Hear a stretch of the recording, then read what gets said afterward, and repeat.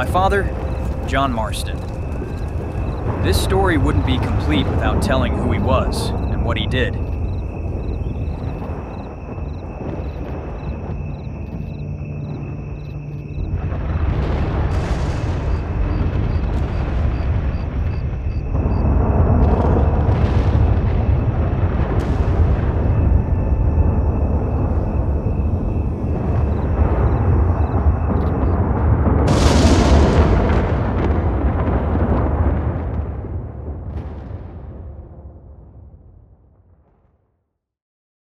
He was once a bad man, but he did everything he could to be better. He grew up in Dutch van der Linde's gang, lived by their rules. He robbed, he killed, he did whatever it took to survive, but then he decided to leave that life behind. He wanted a fresh start with my mother Abigail to build a better world for me, but the past doesn't let go so easily. I was just a kid back then, but I remember everything. The men gathered around the campfire, cleaning their guns, talking about the old days, the sound of horseshoes on the dirt. Back then, the gang was my family. Uncle, Hosea, Sadie, Charles, and Arthur Morgan.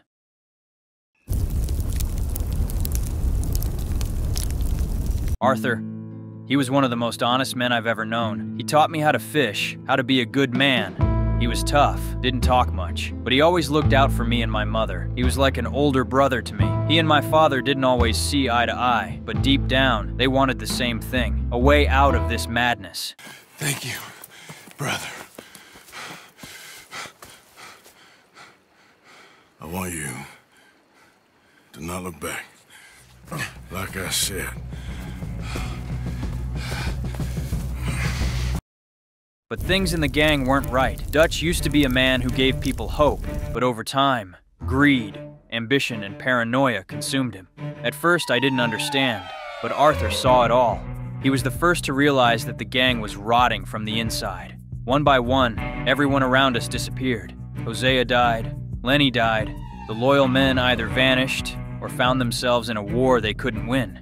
And in the end, Arthur accepted that it was all over.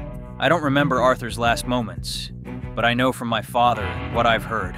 He gave everything to save my father. He had already accepted his fate because he knew that in this life, there were only two endings, death or betrayal. And Dutch had become the man behind that betrayal. My father, my mother, and I got out of there, but we couldn't leave our past behind. The government pulled him back into their dirty work.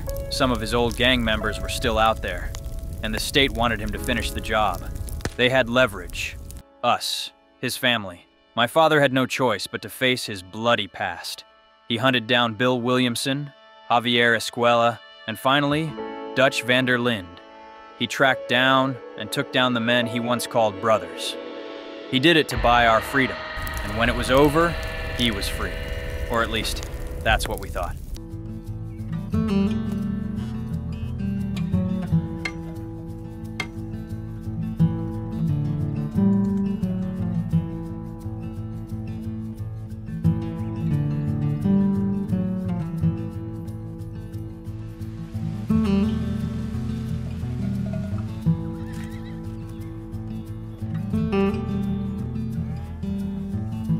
We returned to our ranch, trying to go back to the way things were. He cared for the land, the animals, my mother, and me. But deep down, he knew, we all knew, there was no such thing as true peace. And then, that day came. One morning, shadows appeared on the dusty road leading to our farm, then another and another, until there were dozens of soldiers, Pinkerton agents, government men. They were never going to let him go. To them, he was just a pawn. And when pawns outlive their usefulness, they get discarded. My father understood that. He sent my mother and me away, looked into my eyes one last time. Then he took his gun and opened the door. Beyond that door, there was only death, and my father faced it alone. The gunfire echoed. Dust and blood filled the air, and he fell. He gave his life just to buy us a little more time.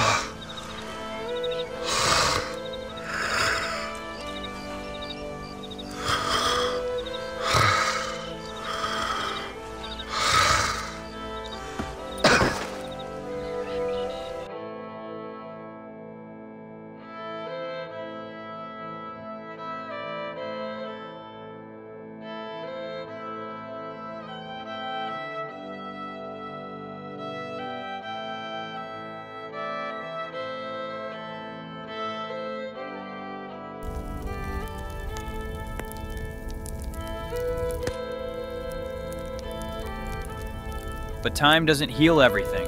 A few years later, I lost my mother too. Just like my father, she was gone.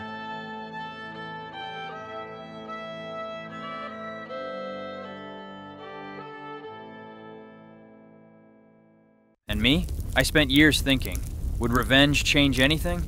Would it ease my anger? But then I asked myself, what would my father do? And you know what? He wouldn't have let that man's death go unanswered. Edgar Ross, the man who killed my father, the government's pawn. I found him in Mexico, retired, fishing, living as if nothing had ever happened. But everything had happened. I spoke to him. Then, I challenged him, just like my father once did. But this time the outcome was different. My hand didn't shake. I raised my gun, pulled the trigger, and Ross's body fell into the water.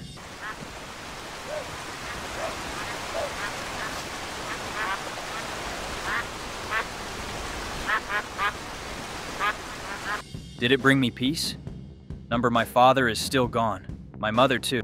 Arthur, Hosea, Lenny, they're all just memories now. Revenge doesn't bring back the people you've lost, but sometimes a man has to do what needs to be done. And I, Jack Marston, am that man now.